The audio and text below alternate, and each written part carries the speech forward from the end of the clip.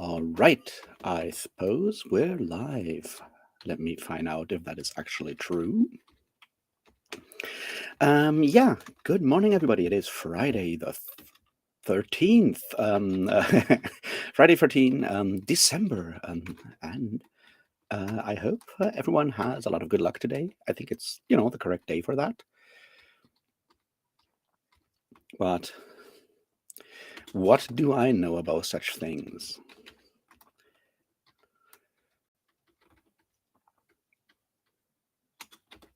Yes, I can hear myself. That is good.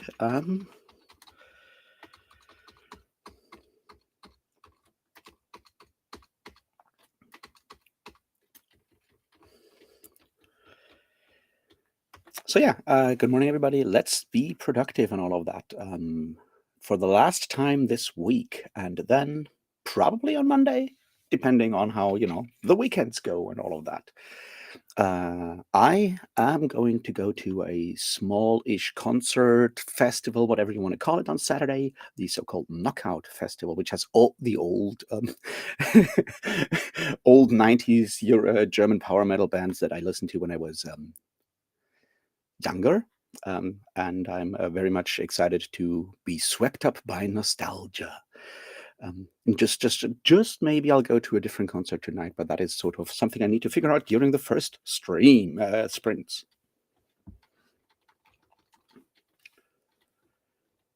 The other thing I need to figure out during the first sprint is, I mean, not figure out, but do is upload the video for Lud Luda, which I recorded yesterday, but it took longer than I thought for to render, and then I decided to not stay up until like 1 a.m. to upload it, and figured I can just as well upload it this morning, and then probably just like set it on live when I leave for the gym or something like that. So yeah, what else is there to say? I did start a reread of the Cadillac Desert yesterday. That was sort of the decision I made when it came to what to listen to at the gym. It's quite the book. I highly recommend it to anyone who's interested in sort of like how environmental issues and policies and politics and forms of capitalism, but mostly in this case government politics intersect and are leading to water shortages in the American Southwest. If that's the kind of thing you're interested in, or if you maybe live somewhere in those places that are reliant on the Colorado River, then yeah, quite the book. I certainly, learned a bit of a lot of it, or like a lot of details that I was not expecting, including the fact that someone in Alaska thought it was a good idea to build a water reservoir over the Yukon Flats, which would have destroyed enormous amounts of landscape and so forth, and killed millions of ducks. And the argument was like, those are communist ducks. They actually fly to Siberia in summer, so why do we care? Which is probably, one of the weirdest victims of the Cold War, being communist ducks, but that's the thing. You live and learn. It also includes the whole water war in the Owens Valley with LA back in the 1920s, which is one of those things that, if you haven't heard about it, might be interesting to learn about. When just as something that may come back in the future, what with water issues and all of that. But yeah, in the early 20th century, the LA Water Board did in fact use some less than honest means to gain all the water rights in the Owens River Valley, and destroy the entire community there. And some people were not very happy with that, and blew up the aqueduct with dynamite. And armed guards had to be sent in, and it got pretty messy. But it's also the Davis Dam, one of the hugest like dam breakages in American history, also happened there as part of that whole sort of like issue, which is also covered in Cadillac Desert. It's also covered by the Well, There's Your Problem podcast, which I highly recommend to listen to in general. But That's like one of the disasters I knew about before they covered it. And like, oh, it's that one. Yeah, what happened there is basically they built a dam once again to store up water for LA. Um, and did maybe ignore some safety measures in order to yeah, they ignored some safety measures to store up more water, because if you don't use that water or don't store it up and so forth, it reverts to other people. And since water is something of a precious resource for LA, they did not do that. And then they also built the dam on very soft rock, that so the water seeped through, and then the entire dam just like broke and swept down the valley and destroyed a couple of communities, some worker camps, and several thousand people died, I think, if I get the numbers right. So it's one of those things that are bad about fucking with nature, I guess. So yeah, check out Cadillac Desert if you want to read a really, really depressing book. It's by Mark Reisner, and was published in the 80s, and then he wrote like a postscript in for the second edition in the 90s, and talking about like how everything that he had said would happen had happened, because no one cared what he said. And then there's an afterword for the second edition from the early 2000s where he goes like, well, you guys still haven't learned a thing, have you? And so yeah, highly recommend that book. It's incredibly frustrating. It's also very, very detailed on, you know, something that is arguably incredibly unsexy, which is acre feet of water, and water rights, and the power output of hydroelectric dams and all of that, which I guess is one of the reasons why nobody read it. But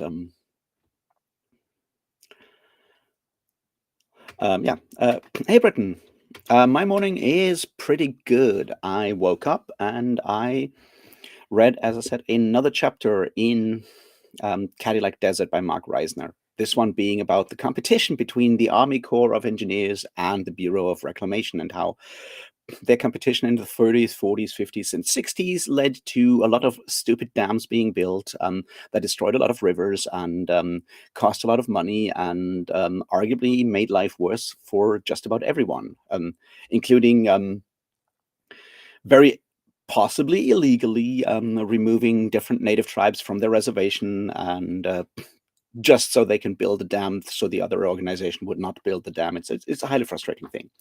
But it's the kind of book I wish more people would read, because it is it's a very interesting history of American engineering, mostly for the American Southwest, of course, because yeah, that's kind of where the water stuff is an issue with, you know, California and taking all the water out of the Colorado River, and everyone else suffering, and how the, you know, generally trying to turn those rivers into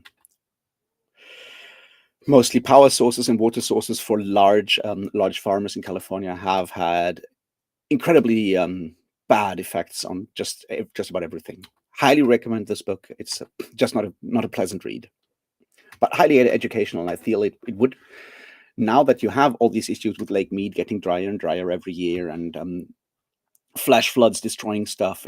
It's the kind of book that in the 80s said, yeah, well, look, here's why we got here, and here's why this is bad, and here's why we need to do something about this ASAP, and no one did. So it's a depressing read, but it's should probably be something that people read in high school these days. Obviously, it's not.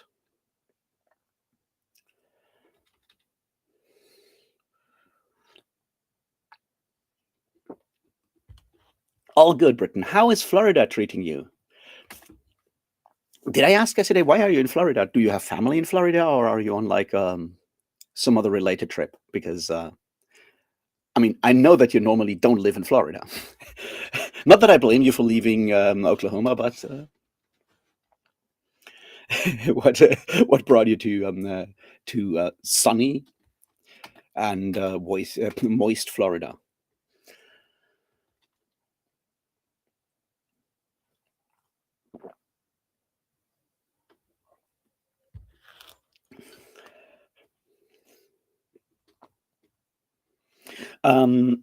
So yeah, that's sort of like the plan for today is upload the video for Ladluda, which is a great book, and it does really cool things once again. But you know, Gog Magog already did, so I'm happy with that.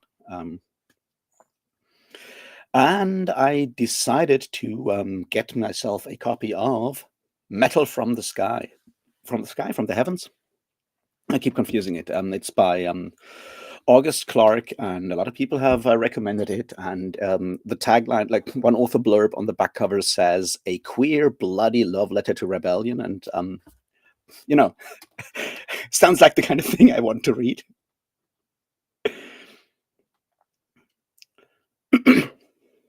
Nice. I mean, vacation sounds nice. That's like a thing. Like Germany right now is very gray and depressing and and cold. We're not yet at freezing point. I mean, we had snow a couple, like 2 weeks ago, a little. Right now, it's just somewhere around, I guess, like 3 or 4 degrees, and it's wet and very humid, cold, and gray. And but yeah, it's winter. It's supposed to be bad. So the beach does sound interesting. And yeah, how are both Absolution and Deathless treating you so far? Are you still enjoying both, or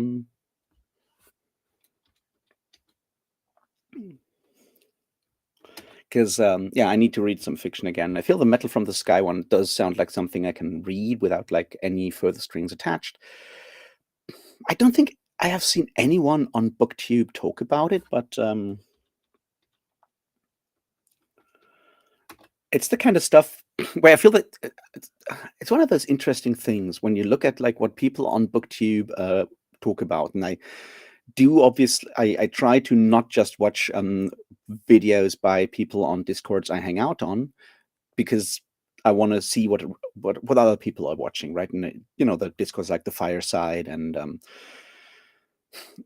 that's probably like the largest, but also some others. The Unexpected Party one, and I'm on Matt's Fantasy Book Reviews Discord, and I look at what people are reading, what talking about, and there's a lot of overlap between these specific communities, and I try to also kind of at least check in what other people are reading and talking about on BookTube, so I don't I have the ambition to at least know what other people are reading. Let me put it this way: I don't necessarily want to read what they are reading, but I want to at least know what they're reading, which is.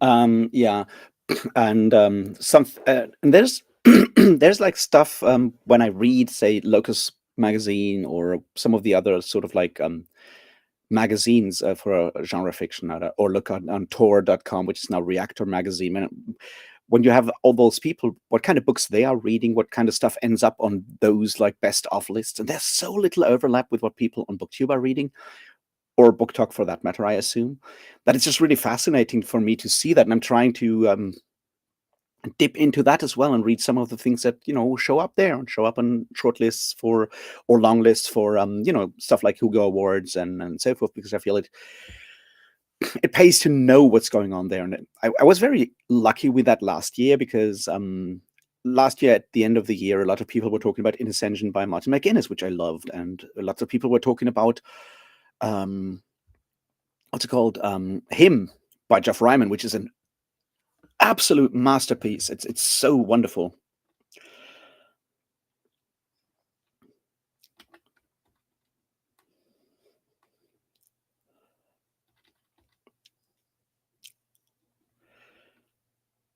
Yeah, I don't necessarily know if it's a lack of curiosity, Britain. I think there are several things sort of like coming together. One of them is that uh, the way YouTube's recommendation algorithms kind of work is that if you watch a video on something, it'll show you other stuff that is similar to that. Often, and with BookTube, that would mean if I watch a video on one specific book, it'll show me other people's videos on the same book. And that means if you are sort of selecting what kind of videos to make, even if you're reading other books, you may just pick videos about books that are already, talked about. on the one hand. The other part is, of course, that you have, a lot of buddy reads going on, a lot of those kind of things, read-alongs and so forth, which also, once again, like concentrates everyone's reading on a smaller number of books, and then you build a community, you build, friendships, for whatever definition of friendship we're going for with the internet. And that also means you listen to those people, what they are reading, and chances are you read something that they recommend, and that all sort of like builds a, a I guess something of a funnel where all those books enter at the beginning, and on every layer, some books just are left behind because someone didn't like them or someone didn't talk about them enough, and so only fewer books are sort of like still sort of on the radar of people engaging in booktube. I think that's part of it. There may also be a lack of curiosity. That's true.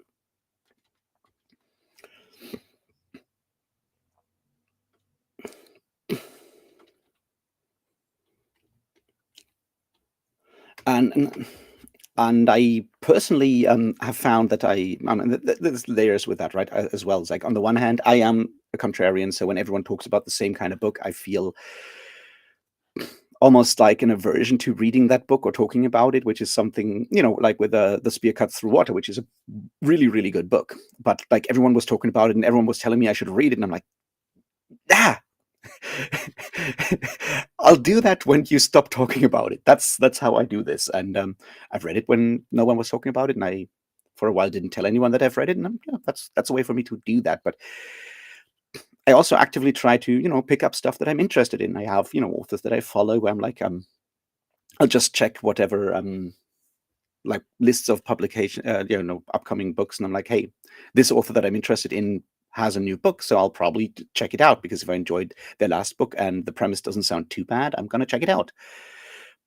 And then I obviously, look at those like best of lists just to see what's around. And yeah, very, very few books that were in there have shown up on BookTube, which I just found fascinating. And like Reactor Magazine had this favorite reads of the year, and they had like 10 of their reviewers, and each had like 3 or 4 books they recommended. And there was very, very little overlap with what I read, which is, fine, but there was also very little overlap with what other people I'm aware of on BookTube have read. I mean, The Sapling Cage by Margaret Killjoy was on there, which is neat. Hey, Bex. Hey, Amanda, how you doing?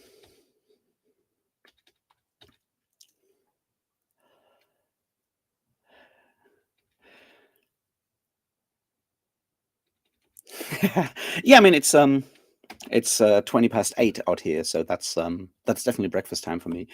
So yeah, it was just fascinating to see that, and I might just I mean, you can look at that list yourself if you're interested, and I can just like share it, the article somewhere if I find it again.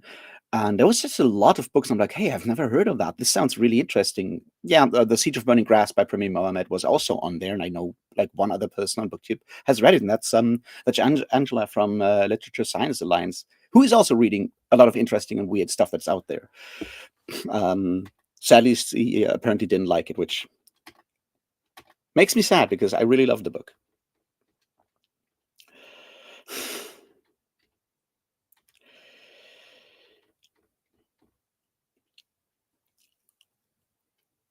You can totally rant about that one. I have.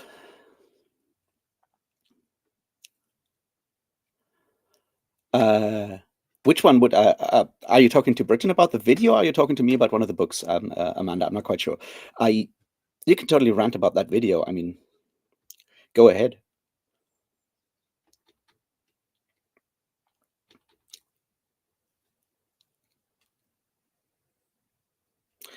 That is very unfortunate. I hope you can get out of the town relatively quickly, Amanda, because yeah, sounds like not a nice place to be. Possibly a nice setting for like a really depressing novel, though. I mean, the small town with all the people, all the intrigues, everyone backstabbing each other. I feel like that's like most realist fiction these days. So I don't know. Sadly, it's Texas, so it's probably too dry to have like fish people show up like in The Sunken Land Begins to Rise Again.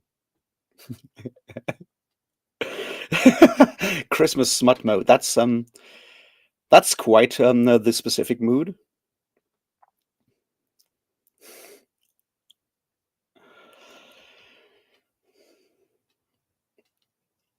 Ah, okay, yeah. It showed up in my YouTube feed, and the really bad part about this, right? Yeah, that's the connection to Shadows over Innsmouth right there, Amanda. So the interesting thing with Johan's video is that YouTube in general has started to use AI translations for video titles. They don't translate the video, but they translate the title. So if I go on YouTube and I mean, YouTube knows I'm in Germany, right? It does translate some titles into German, and I'm like, the fuck's going on here? And I clicked on Johan's video because the German translation didn't make any sense, and then I found out that it was yeah, about book covers. But it also did something really weird. There was a video on, I think, Throne of Glass and the Magical Negro trope. That's the title, and they translated that into German. And we don't have the term magical Negro in German for all kinds of reasons. But we do have our version of the N word, right? And so it did actually translate it into German and translated magical Negro into magischer, German word of the N word. And I'm like, that's bad. That's really bad. That's where AI does kind of fall short.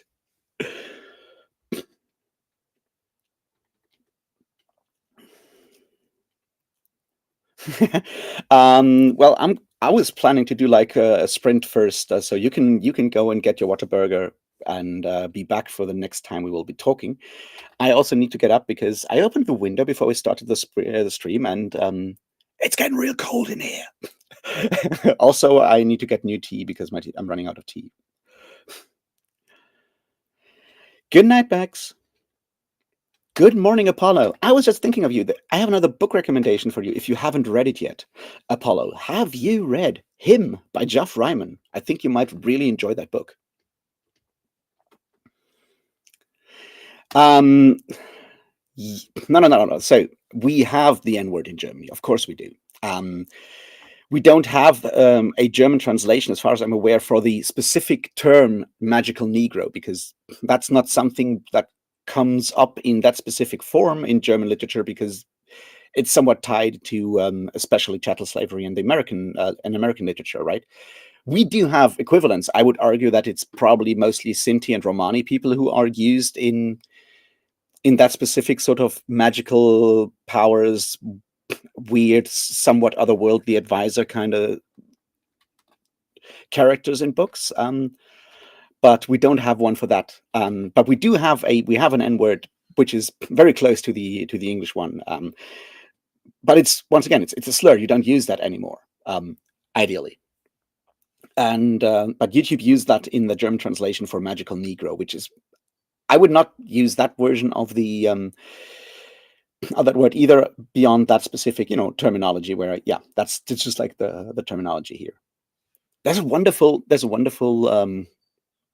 quote where Terry Pratchett, being really good at these kind of things, right? He's describing a character in, I think it's Men at Arms, and he's trying to explain that that character is a racist. And his description is, he was the kind of character who would automatically spell Negro with 2G. And I'm like, that's very clever to say something without using the word. And I mean, it's a book from early 90s, so I guess yeah, he could have gotten away with a lot more, but it's nice way of saying fucking racist. Hey, Ida, you are incredibly early awake. Awake early here.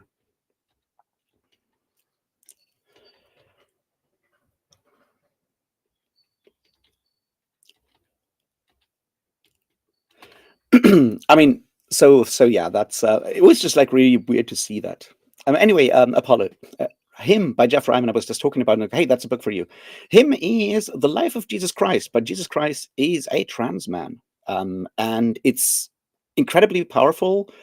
It's mostly written from his mother's perspective, and it deals a lot with trying to come to terms with your child being different, and it's I would argue it was a really, really interesting, well-written historical novel at the same time as being a really interesting exploration of what it means to not so much what it means to be trans, but what it means to come to terms with your children being the kind of not being the person you thought they were, and trying to figure out how to how to accept that or not accept that, and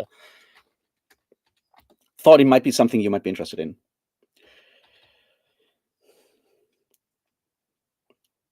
It's him, like the personal pronoun.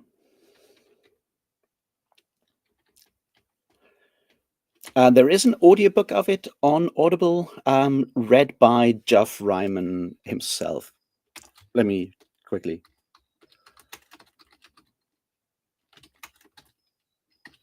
I put it in the chat so you can find it more easily. As I said, I read it earlier this year, like in January. It came out last year in December, and it ended up on like a lot of these lists of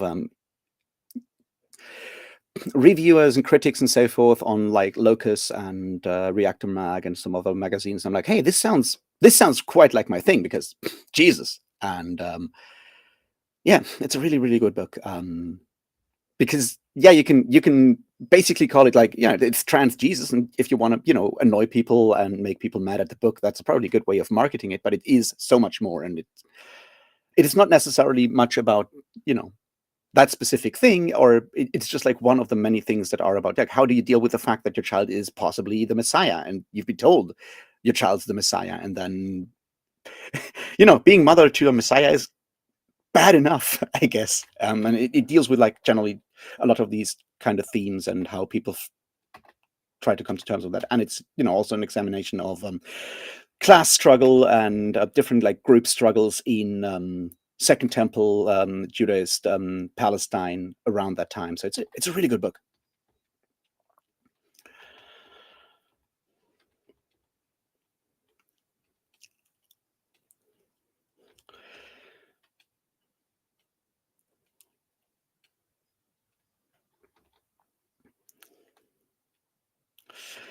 Yeah, I mean, you can't help those people that are offended, but those kind of people will be offended by any historical fiction written about Jesus, right? Yes, they'll be more offended about this, but any form of like historicizing Jesus in that regard will probably make them mad, unless it was written by someone out of their own like ranks, I guess.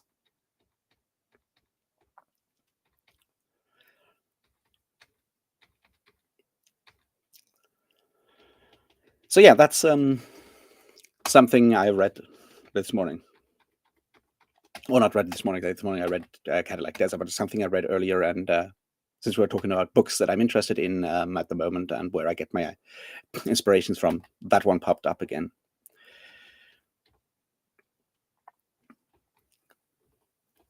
And that's like the other part here, right? Beyond beyond anything else, it is not aggressively anti-Christian in any way or form. The book, so it will offend Christians, or even radical like fundamentalist Christians. Of course, it will, but it'll offend them for the wrong reasons, I would argue, because it is not going like, "Hey, look, Jesus was a dickhead" or whatever. It does not do any of the more like blunt, edgy atheist kind of stuff. It is a very respectful and sort of interesting depiction of that era, I guess. All right, let's sprint. I'm gonna get some tea as well. Also, it's getting really cold in here. I need to close that window. All right, see you at 1:15.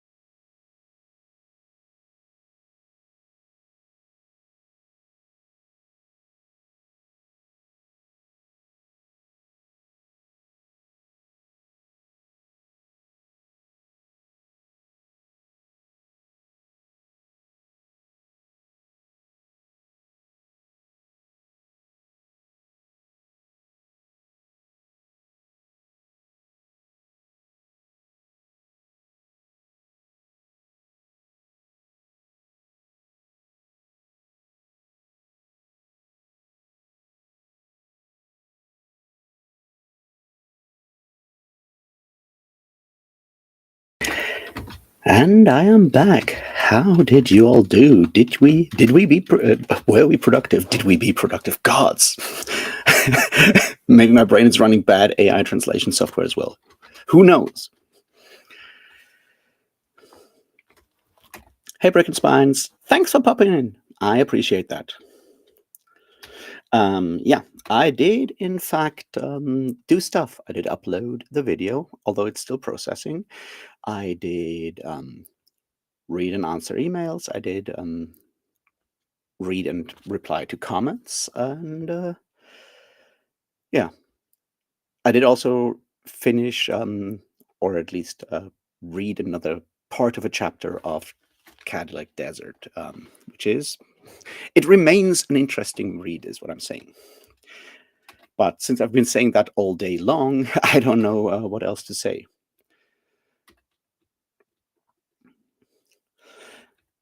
It is slow, Ida. It is very slow. But since I don't know what I'm doing, I think that is to be expected. I guess like what I should do is actually sit down after these sprints, like an afternoon, and just like see if I can get something done as well. But we'll see. I think it's the usual thing that there are days when it works really well, and I sit down during the sprints and I just like write and write and write, and it works. And then there are days where I just like stare into nothing and don't know what to do. But yeah, as I said, I don't know what I'm doing, so I'll just like keep on writing. I hope to finish that first section, which maybe become a chapter, hopefully over the weekend. And I'll try to, send it out to a couple of people that I trust implicitly, and see their reaction. And then I figure out what to do with it and how to go over it again and again. But this is really early steps at the moment.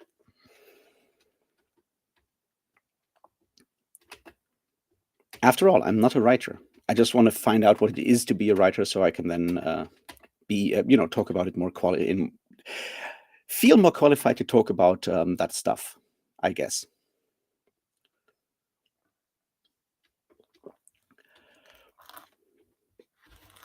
Because I always feel bad when people that do self-publishing and whatnot. I'm like, yeah, this is how can I criticize them for finishing a book if I haven't actually tried to write a book first? I mean, I can still fail and go like, well, at least I know what it how to at least try, and it may allow me to sort of like get an insight on like how the whole process works or doesn't work. And that's something for sure. And as I said, I already figured out that so much of like the sort of author community, which is mostly I feel people that are either self-publishing or still writing their first book that they plan on doing something with, is full of grifters and full of weird people.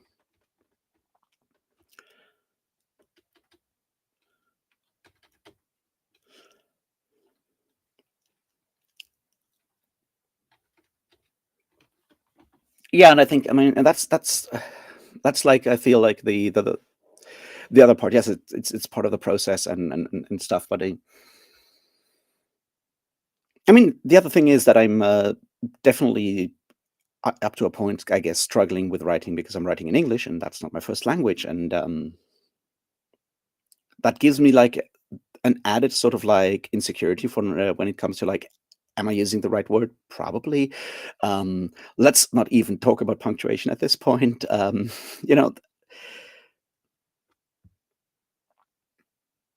Yeah, I guess the other part is that I may have way too high standards when it comes to writing, or not writing, but like when it comes to the result, when it, because something, one thing I'm obviously, when I read books that speaks to me is obviously authors that are really good at, using language, making language do what they want it to do. And there are authors that don't necessarily do that. They focus far more on, the story, the plot, or whatever. Right? Stephen King is not a good writer in that regard. I mean, Stephen King is a good storyteller, I would argue, but he's not a good writer. Like outside of The Gunslinger, Stephen King has not tried to use interesting stylistic flourishes ever again. He just like writes down stuff that happens. And I'm like, yeah, that's certainly accessible. It's also certainly something that gets the story out, and it puts like all the weight on the story you're telling. And then there's authors that where very little happens, but the language is just like really, really interesting and does a lot of like cool shit. And I'm often drawn to those kind of authors that do a lot of interesting stuff with language, and that kind of raises the standards of like what I want to achieve and makes it much easier to fail in my own eyes when I try to use a language that I, I may recognize good English when I read it, but that doesn't mean I'm able to produce what I would recognize as good English on the other side, right?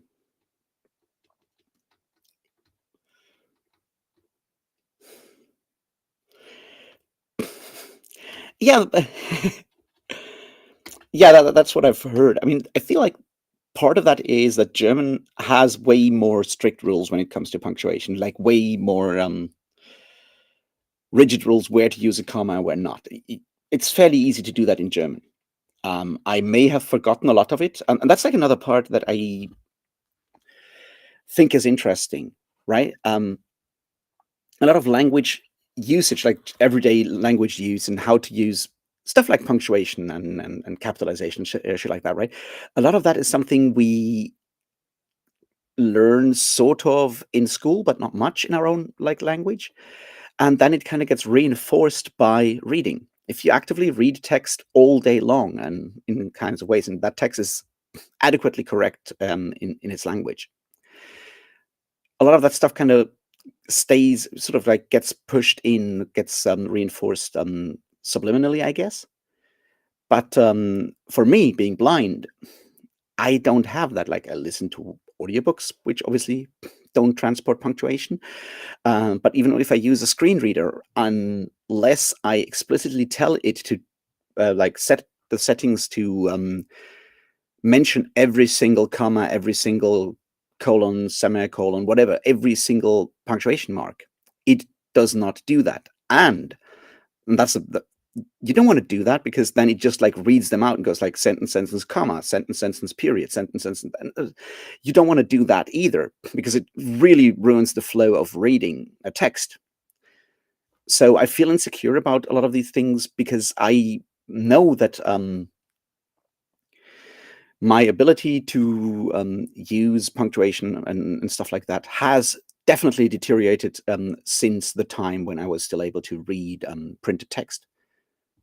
And yeah, obviously, for that kind of stuff, there are tools to sort of go over this. There are obviously copy editors if you really want to do that. But that's those solutions come later in the process, I would argue.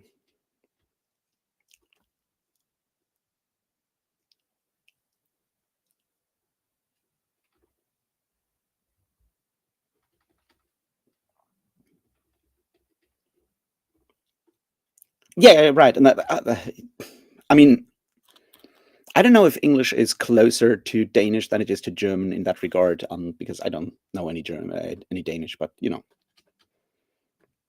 but yeah, that's exactly the thing. There's a sort of like level of insecurity there. But what can you do? I'll just keep plodding on and see. Uh, Maybe I'll just finish this like very very first draft of like having nothing like not reread any single line of this by now because I really hate reading my own text, especially since it means I have to listen to a computer read my own text, which makes it even worse somehow. Um, maybe I'll go through it once before I hand it over to like a couple of friends that are not like literary critics or anything of the sorts. I'll probably just like first hand it to someone who reads books and who might trust with like, hey, um, reading, whose taste in books I kind of trust, I guess. And then once that is done, I'll probably hand it over to, or like see if I can find other people that are writing at the moment, and we can start exchanging texts and stuff like that. But that's like that comes after I finished like the first chapter at least, so I can slowly boost my insecurities, or like define my insecurities and overcome them, I guess. We'll see how that goes. I mean, that's sort of like the thing. But a lot of this is about insecurity and personal insecurity, of course.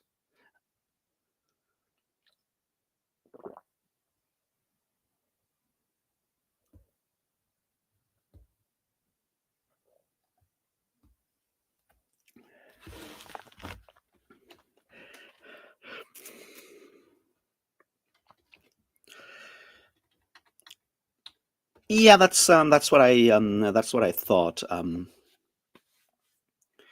I remember like years and years ago, I had a girlfriend, and she was half Norwegian, so you know, she could speak Norwegian, and part of her family were Norwegian, and they were always complaining about how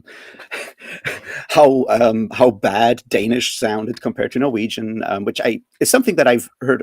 Like Swedish friends are complaining how bad Norwegian sounds, and I feel it's like one of those Scandinavian things where they're constantly complaining about each other's languages. But they were saying the same thing, that like Danish sounds like too German for their taste, which make of that what you will. Um, so yeah, I am, as I like, I'm struggling with it, but I'm just continuing, because what else am I gonna do? Like I can write something, and then I can do something with it afterwards, and if nothing comes of it, then nothing comes of it. But at least I've used the English language in a written format, which is also helpful. I mean, I can always switch to writing like and I was toying with the idea of trying to write, take some of the stuff that I use for videos, maybe some elements from that, and trying to turn it into like a paper with like proper footnotes and the whole thing, and see if I can, submit it somewhere, and see if people actually care about my thoughts on my more academically grounded thoughts on books, or fantasy or whatever. So even if nothing else comes of the fiction writing, it gives me maybe some level of uh, yeah, some level of security when it comes to writing something in nonfiction. Who knows? We'll find out at some point, I guess.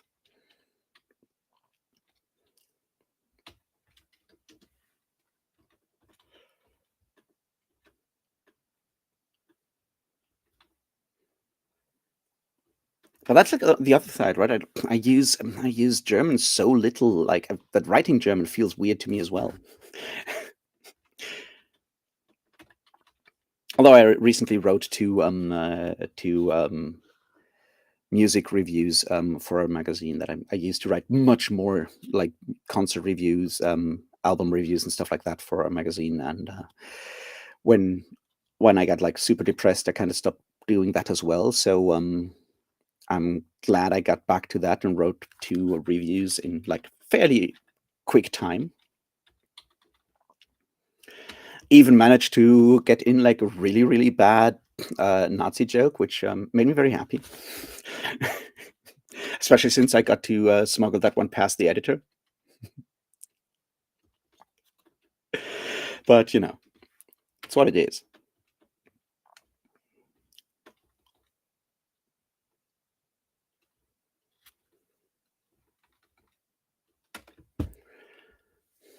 But yeah, I mean, as I said, like I don't even know what I'll do with, if I ever finish this, if this becomes a full novel, if I'll just, I don't know,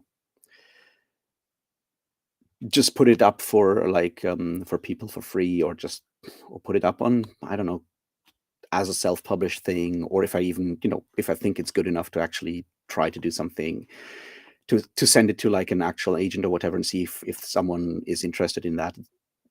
That's for down the road. Like part of the project right now is to see if I can write something, and once I've written it, to then document what happens afterwards with it, in a way that is more more honest, more direct, I feel, because a lot of this author tube stuff that I've seen, a lot of even professional writers when they write about talk about like how writing is, there's so much mystification going on, and I'm like, that's not exactly accessible or in for anyone who starts out, because it'll probably give you the wrong ideas, right? The same way that video, like trying out Donna Tartt's writing routine. I'm like, yeah, that's nice, but Donna Tartt's writing routine is only going to work for someone with a very, very specific background in life, that being independently rich enough to actually attend one of the most expensive private schools, private colleges in the US, and then afterwards spending 5 or 6 years to actually write their first novel without apparently having any kind of day job. And that's very few people who can do that. I guess I could do at least the the thing without the day job at the moment, but who knows? All right. Shall we do the second round of sprinting? So I can actually click on publish for the video and then actually return to like the text and see if I can actually, hammer out some words. So yeah, I'll see you in 45 minutes.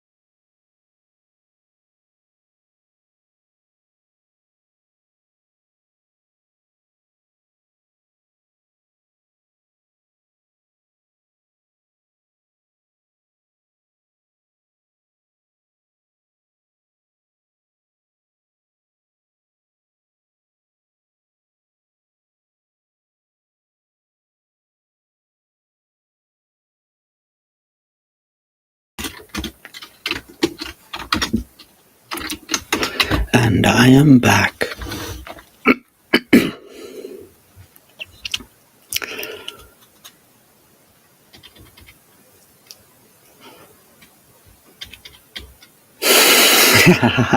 I'm sorry, Apollo. Anyway, yeah, King probably did a lot more cocaine than I do.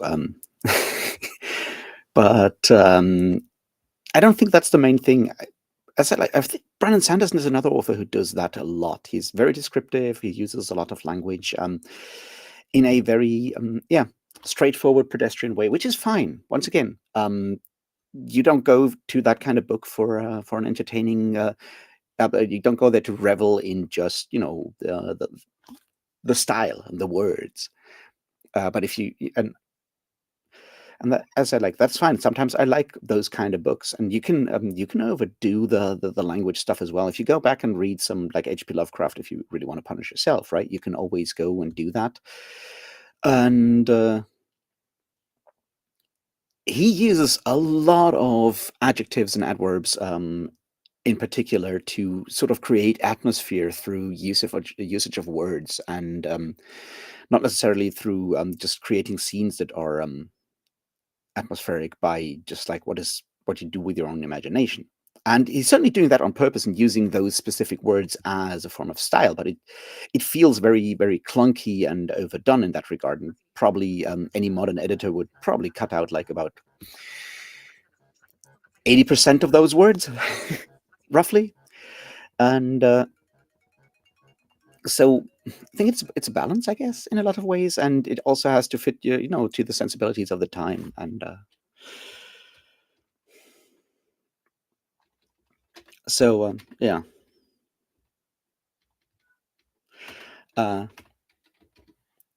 Yeah, I don't know. I don't know what I'm doing. I suspect most people don't know what they're doing when they're writing. Those who have, in fact, written more books probably know more what they're doing than those who haven't. And taking courses in creative writing probably gives you at least the feeling that you know what you're doing, which is helpful because it can help overcome those insecurities. But if you're creating something new, there's always the question of like, am I doing this right? Will it actually work at the end? And having more tools or guidelines or guardrails, I guess, can help overcome that. But it can still go wrong, I guess. I mean, just look at someone like George R. Martin, right? And he has certainly written a lot of stuff, but he still kind of got lost with Winds of Winter at some point, and yeah, that's the danger of creating something, I guess. All right. Anyways, I hope everyone has been productive in some way or form. I did, in fact, write some words. I did also publish the video and share it and everything, except for Blue Sky, because Blue Sky doesn't want to share it at the moment. There's always an error message. Weird. So yeah, I hope everyone has a great weekend, gets some good times in, and relax from the week if you have to, do something fun if you can, and survive this Friday the 13th without any large calamities. So yeah, I'll see you guys on Monday, unless I come up with a video that will be out on Sunday. But for now, the Ludluda one is probably the last thing I'll do, unless inspiration strikes me, because I still have to finish the Mormonism video. So yeah, thanks for hanging. Thanks for making it through another week with me. I do very much appreciate that. So